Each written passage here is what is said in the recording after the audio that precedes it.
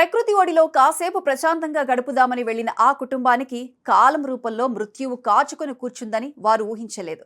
చుట్టూ పచ్చని అడవి, పక్కనే పరవళ్లు తొక్కుతున్న కావేరి నది, ఎంతో ఉల్లాసంగా సాగుతున్న విహారయాత్ర. కానీ ఒక్కటంటే ఒక్క క్షణంలో అంతా తలకిందులైపోయింది. ఎంతో సాధు జంతువులని నమ్మి వాటి సరదాలను చూడడానికి వెళితే అవే ఆ కుటుంబంలో తీరని చీకట్లను నింపాయి. రెండు భారీ గజరాజుల మధ్య జరిగిన ఘోర యుద్ధం ఒక నిండు ప్రాణాన్ని బలి తీసుకుంది. కళ్ల ముందే భార్య నలిగిపోతుంటే కాపాడుకోలేని స్థితిలో ఆ భర్త అనుభవించిన నరకం అంతా ఇంత కాదు. కానీ అంతటి పుట్టెడు దుఃఖంలోనూ ఆ భర్త తీసుకున్న ఒక సంచలన నిర్ణయం ఇప్పుడు దేశవ్యాప్తంగా అందరికీ కన్నీళ్లు తెప్పిస్తోంది. కర్ణాటకలోని కొడగు జిల్లా దుబారే ఏనుగుల శిబిరం వద్ద జరిగిన ఈ హృదయ విదారక ఘోర ప్రమాదం, దాని వెనుక ఉన్న గుండెల్ని పిండేసే పూర్తి వివరాలు ఇప్పుడు చూద్దాం. వేసవి సెలవులు కావటం, వీకెండ్ రావడంతో పర్యాటక కేంద్రాలన్నీ జనంతో కిక్కిరిసిపోతున్నాయి. తమిళనాడుకు చెందిన ఝాన్సీ అలియాస్ తులసి అనే 33 ఏళ్ల మహిళ కూడా తన భర్త జోయల్, చిన్నారి కుమార్తెతో కలిసి కర్ణాటకలోని ప్రసిద్ధ పర్యాటక ప్రాంతమైన కొడగు జిల్లాని సందర్శించడానికి వచ్చారు. ప్రకృతి అందాలను ఆస్వాదిస్తూ దుబారే ఏనుగుల శిబిరానికి చేరుకున్నారు. అక్కడ పదుల సంఖ్యలో ఏనుగులు పర్యాటకులను కనువిందు చేస్తున్నాయి. మావటీలు ఆ ఏనుగులను స్నానం చేయించడం కోసం పక్కనే ఉన్న కావేరి నది వద్దకు తీసుకొచ్చారు. నీళ్లలో ఏనుగులు వేసే కేరింతలను, ఆ జల గోలాటాలను చూసి ఝాన్సీ కుటుంబంతో పాటు పర్యాటకులంతా ఎంతో మురిసిపోయారు.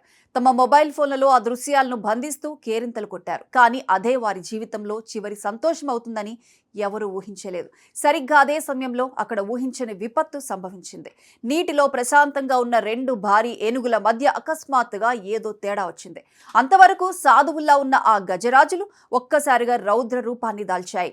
ఒకదానిపై ఒకటి దాడి చేసుకుంటూ ఘోరమైన యుద్ధానికి దిగాయి. ఆ ఏనుగుల ఘీంకారాలు, వాటి పోట్లాట చూసి ఒడ్డున ఉన్న పర్యాటకులంతా భయంతో పరుగులు తీశారు. మావటీలు వాటిని నియంత్రించడానికి ప్రయత్నించే లోపే పరిస్థితి చేదాటిపోయింది. రెండు భారీ జంతువులు ఒకదానికొకటి ఢీకొట్టుకునే క్రమంలో ఒక ఏనుగు పట్టుతప్పి ఒడ్డువైపుకు ఘోరంగా పడిపోయింది. దురదృష్టవశాత్తు ఆ సమయంలో ప్రాణభయంతో పరుగులు తీస్తున్న ఝాన్సీ సరిగ్గా అదే చోట ఉంది. ఆ కొండలాంటి ఏనుగు నేరుగా వచ్చి ఆమెపైనే పడింది. టన్నుల కొద్దీ బరువు ఉండే ఏనుగు శరీరం కింద పడ్డంతో ఝాన్సీ శరీరం తీవ్రంగా నలిగి నుజ్జైంది. ఆమె భర్త జోయల్, కుమార్తె పక్కనే ఉన్నప్పటికీ త్రుటిలో ప్రాణాపాయం నుంచి తప్పించుకున్నారు. కానీ కళ్ల ముందే భార్య ఏనుగు కింద నలిగిపోతూ రక్తపు మడుగులో కొట్టుమిట్టాడుతుంటే ఆ భర్త గుండె పగిలిపోయింది. స్థానికులు, అధికారులు కలిసి వెంటనే ఆమెను ఏనుగు కింద నుంచి బయటకు తీసి హుటాహుటిన సమీపంలోని ఆసుపత్రికి తరలించారు. కానీ అంత భారీ దెబ్బను ఆ సుకుమారమైన శరీరం తట్టుకోలేకపోయింది. ఆసుపత్రికి చేరే మార్గ మధ్యంలోనే ఝాన్సీ ప్రాణాలు గాల్లో కలిసిపోయాయి. వైద్యులు ఆమె చనిపోయిందని ధృవీకరించడంతో ఆ భర్త, కూతురి రోదనలు ఆసుపత్రి ప్రాంగణంలో మిన్నంటాయి. ఆనందంగా గడపాల్సిన విహారయాత్ర కాస్త క్షణాల వ్యవధిలో పుట్టెడు శోకాన్ని మిగిల్చింది. అయితే ఈ ఘోర విపత్తులోనూ ఒక అద్భుతమైన మానవత్వం ఆవిష్కృతమైంది.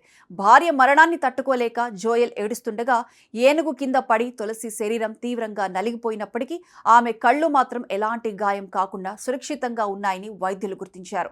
ఆ కళ్లను దానం చేస్తే ఇద్దరు అంధుల జీవితాల్లో వెలుగులు నింపవచ్చని వైద్యులు ఆ భర్తకు సూచించారు. ఆ క్షణంలో సాధారణంగా ఎవరైనా సరే గుండె పగిలిపోయే బాధలో ఉండి పట్టించుకోరు. కానీ జోయల్ మాత్రం మహోన్నతమైన గుండె నిబ్బరాన్ని ప్రదర్శించారు. తన భార్య భౌతికంగా మన మధ్య లేకపోయినా ఇతరుల రూపంలోనైనా ఈ ప్రపంచాన్ని చూస్తూ సజీవంగా ఉండనివ్వండి అంటూ కన్నీటి పర్యంతమవుతూనే నేత్రదానానికి అంగీకరించాడు.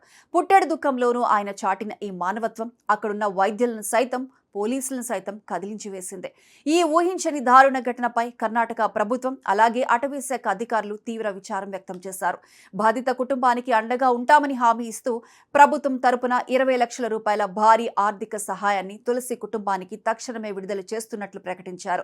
స్థానిక పోలీసులు ఈ ఘటనపై కేసు నమోదు చేసుకుని దర్యాప్తు చేపట్టారు. అయితే ఈ ప్రమాదం పర్యాటక ప్రాంతంలో ఉన్న భద్రతా లోపాలను తీవ్రంగా ఎత్తి చూపిస్తోంది. వన్యప్రాణుల శిబిరాల వద్ద, ముఖ్యంగా ఏనుగుల వంటి భారీ జంతువులు ఉండే చోటు పర్యాటకులు తగినంత దూరం పాటించేలా కంచెలు ఎందుకు ఏర్పాటు చేయడం లేదనే ప్రశ్నలు వస్తున్నాయి.